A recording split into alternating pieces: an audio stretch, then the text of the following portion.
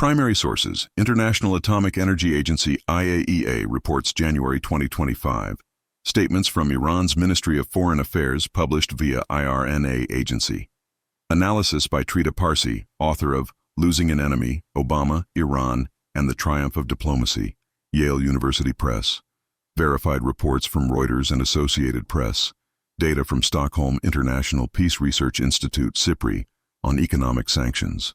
Subscribe to the channel, hit the notification bell, and leave your like to receive fact-based informative content.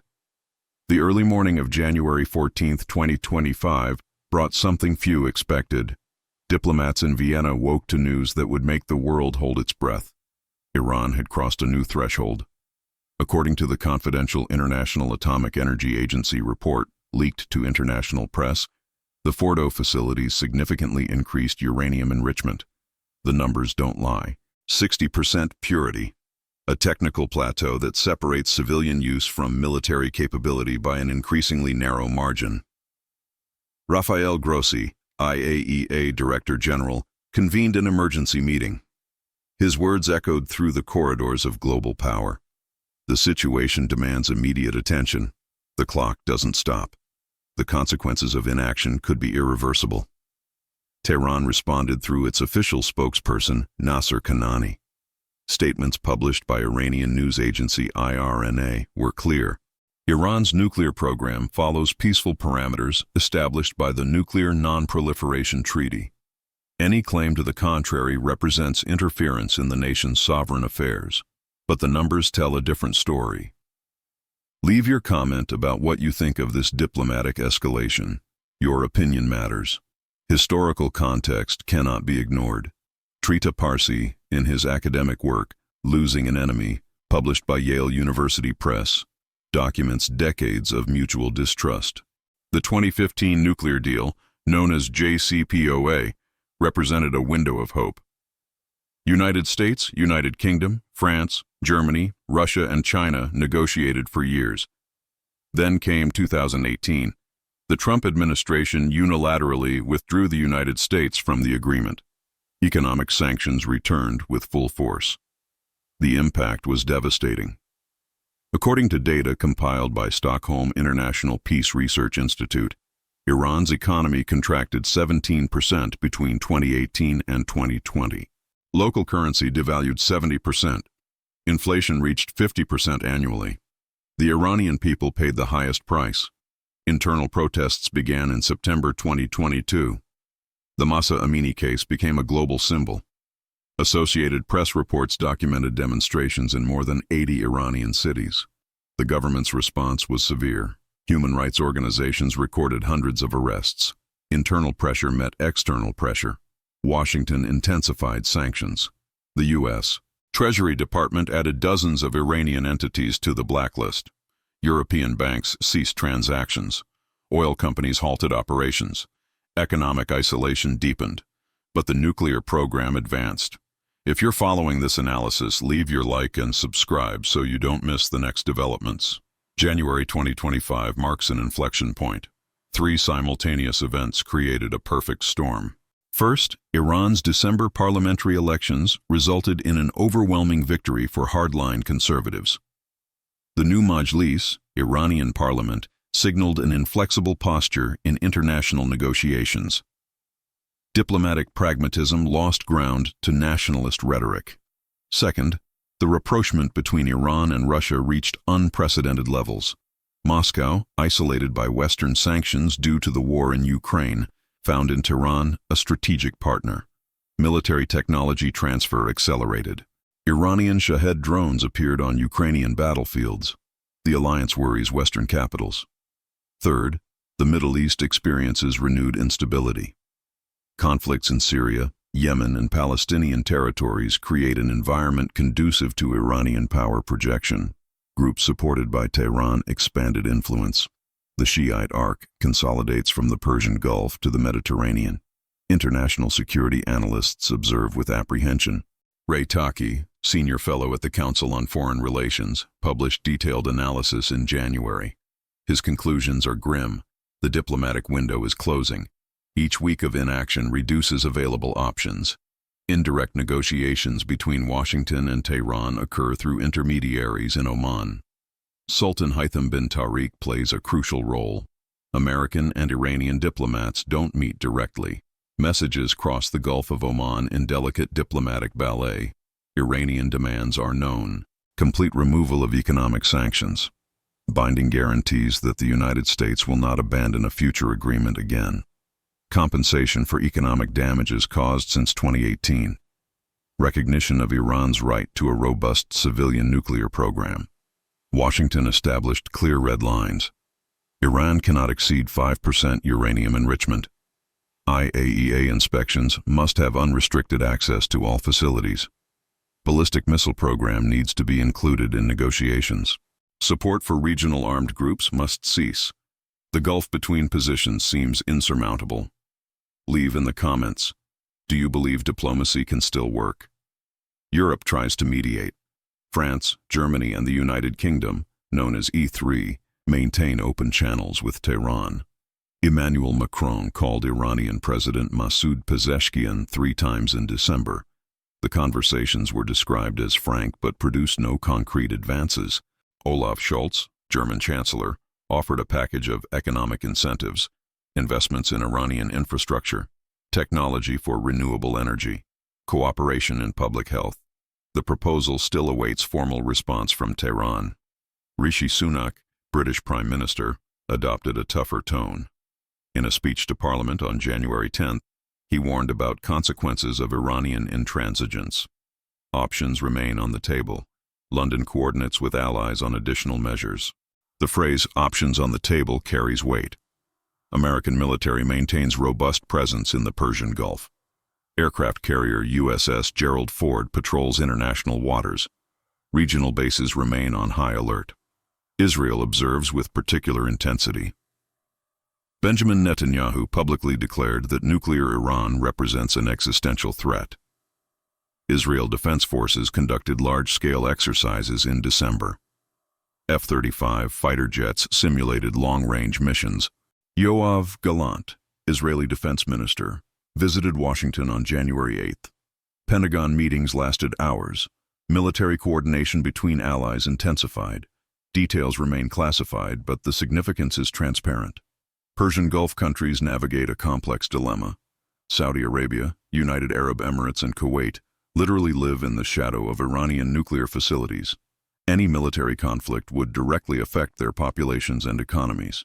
Riyadh seeks cautious normalization with Tehran. Agreements mediated by China in 2023 restored diplomatic relations after years of hostility. Embassies reopened, limited trade resumed, but distrust persists. Abu Dhabi adopts a pragmatic posture. Emirati investments in Iran total billions of dollars. Dubai port serves as the main entry point for Iranian goods to evade sanctions. Geography creates interdependence that politics cannot ignore. If you're enjoying this in-depth content, subscribe and activate notifications.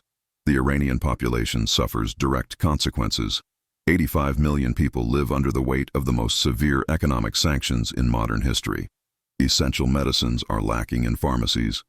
Insulin for diabetics, cancer medications, treatments for rare diseases. Humanitarian organizations document a silent crisis.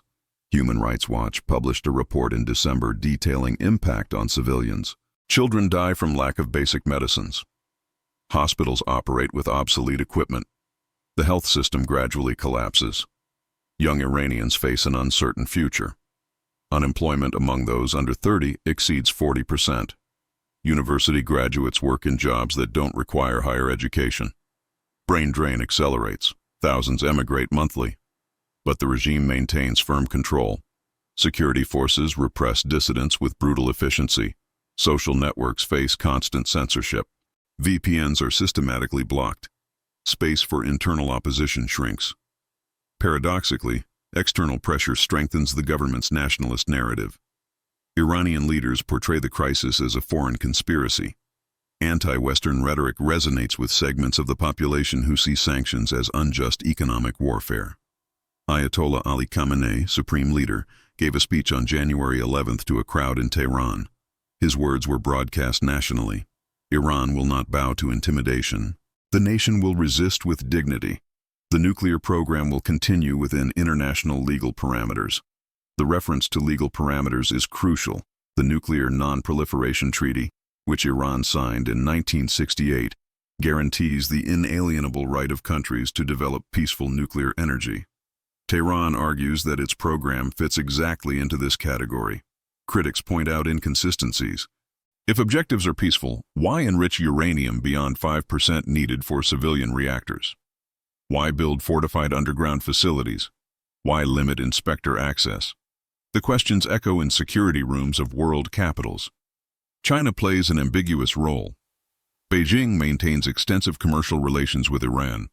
The 25-year Strategic Cooperation Agreement, signed in 2021, provides for Chinese investments of $400 billion. Iranian oil flows to China despite American sanctions. But China also doesn't want a nuclear Iran. Proliferation in the Middle East contradicts Chinese interests of regional stability. Xi Jinping discreetly communicated to Tehran that limits must be respected. Russia offers more explicit support.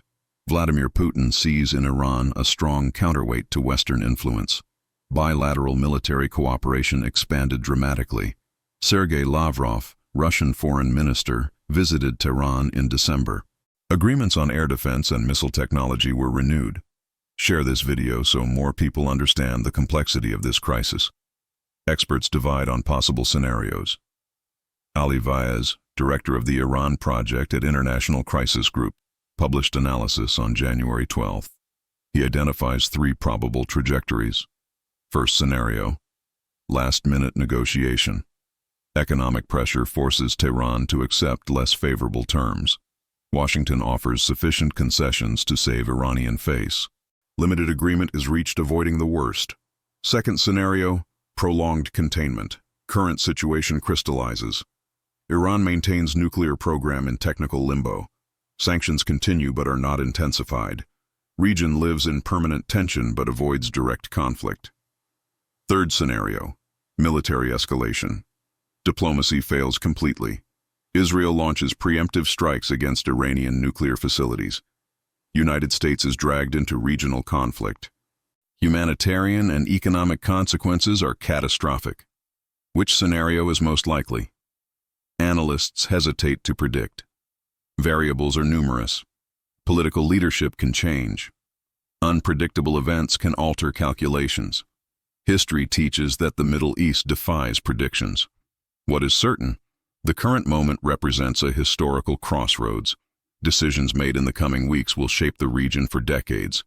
Miscalculation can trigger irreversible consequences. International Atomic Energy Agency continues monitoring the situation.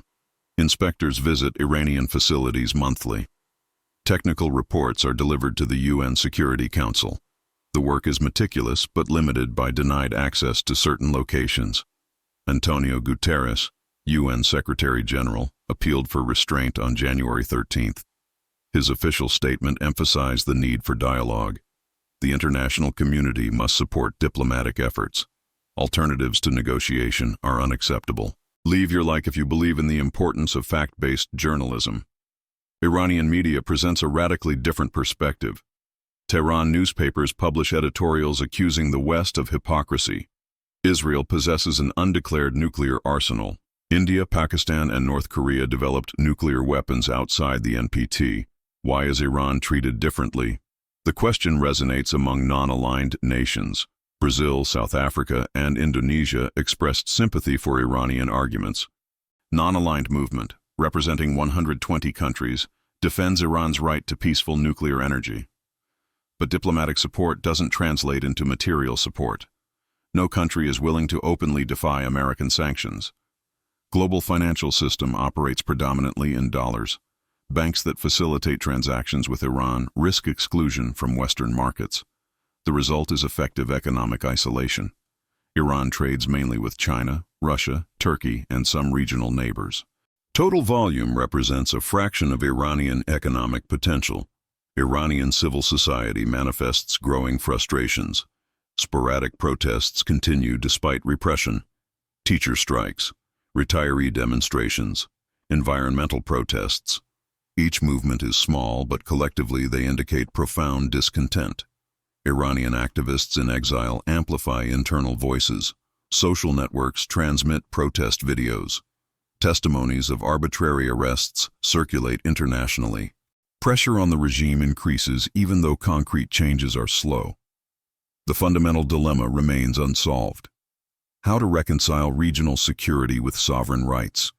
How to verify peaceful intentions without intrusive inspections? How to rebuild trust after decades of hostility? Answers require rare diplomatic creativity. Historical precedents offer few direct lessons. The North Korean case demonstrates the failure of pure containment. The Libyan agreement shows the fragility of unilateral concessions. Perhaps the South African model offers inspiration. South Africa voluntarily dismantled its nuclear program in the early 1990s. The choice was internationally celebrated. But the context was unique. The transition from apartheid created an exceptional political moment. Iran doesn't face a similar regime transition. Power structure is consolidated. Leaders calculate that nuclear concessions without robust guarantees equal strategic suicide. Washington faces a parallel dilemma. Excessive concessions may encourage problematic behaviors. Hardline may definitively push Iran toward nuclear weapon. Perfect balance perhaps doesn't exist. The clock keeps ticking. Each centrifuge that spins in Natanz and Fordo brings Iran closer to technical capacity to produce a nuclear weapon. Experts estimate that breakout time, the period needed to produce material for one bomb, has reduced to a few weeks. Subscribe to the channel and leave your comment on possible solutions to this crisis. While diplomats negotiate, regional populations live with anxiety.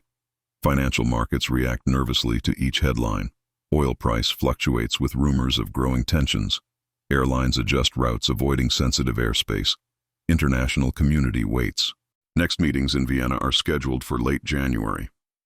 Expectations are moderate. Nobody predicts dramatic advances. Incremental progress would be victory. But time is a finite resource. Each day without solution brings the region closer to the point of no return. Human costs of inaction accumulate silently. This is the reality of January 2025. Global tensions concentrated on Iranian question that defies easy resolution. Facts presented here come from verifiable sources. Analyses reflect consensus among serious observers. The future remains uncertain. But informed awareness is the first step toward constructive engagement. Leave your like, subscribe, and share so more people have access to evidence-based information. Your comment on how you see this situation is very important. Let's continue this conversation.